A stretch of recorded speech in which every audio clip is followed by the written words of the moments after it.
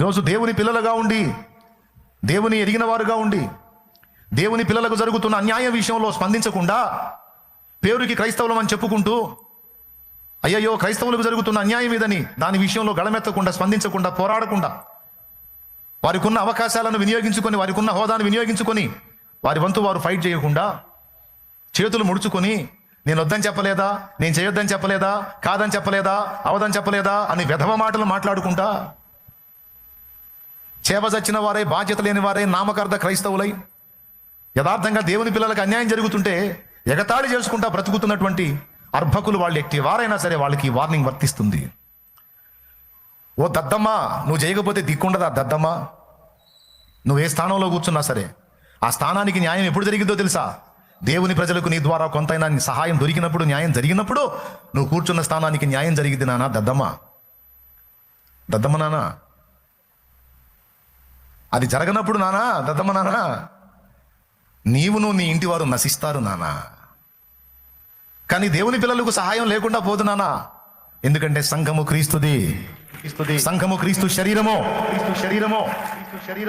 అవి ప్రభుత్వాలే కావచ్చు, అధికారాలు కావచ్చు, సింహాసనాలు కావచ్చు, అవి ఎట్టివైనా కావచ్చు. నా దేవుడు ప్రచండమైన రౌద్రంతో దిగితే అన్ని తల్లక్రిందులవుతాయి, తారుమారవుతాయి. ఇంత గొప్ప ప్రమాదాన్ని తప్పించడానికి ఒక ఆడపిల్లను వాడుకున్నాడు. తల్లి తండ్రి దిక్కు దేశాలేని ఒక అనాథ బిడ్డను వాడుకొని గెలిపించాడు. రాజు ఆజ్ఞను కూడా తారుమారు చేసి యూదులనందరినీ కూడా ఆ దినమందు వధింపబడకుండా కాపాడి వాళ్ళని చంపాలనుకున్న వాళ్ళే హతులయ్యేటట్టు దేవుడు చరిత్రను తిరగరాశాడు. అది మన దేవుడు. ఎస్తేరుకి ఇచ్చిన వార్నింగ్ ఈనాడు అధికార పీఠాల మీద కూర్చొని క్రైస్తవులకు, దేవుని పిల్లలకు జరుగుతున్న అన్యాయాన్ని చూసి కూడా పట్టించుకోకుండా ఇది కష్టం అది కష్టం అనుకుంటా బాధ్యత రాహిత్యంగా వ్యవహరిస్తున్న వారికి వార్నింగ్ దేవుడు రిలీజ్ చేస్తున్నాడు. ఏంటో తెలుసా?